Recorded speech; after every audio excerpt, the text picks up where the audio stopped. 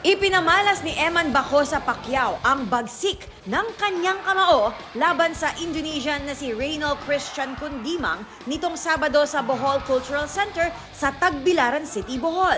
Sa 4th round pa lang, nagtapos na ang laban nang pabagsakin niya ang Indonesian boxer.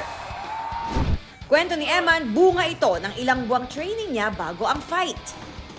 Hard training po, tapos maraming sparring, tapos footwork, Prove sa, precision punch. Pero hindi lang sa boxing panalo si Eman. Dahil panalo rin siya sa love life. Inspired din po ako dahil sa inyong lahat at lalo na kaibigan po. Kasama kasi ang pamilya ni Eman na nood ng fight ang crush niyang si Never Say Die star Jillian Ward.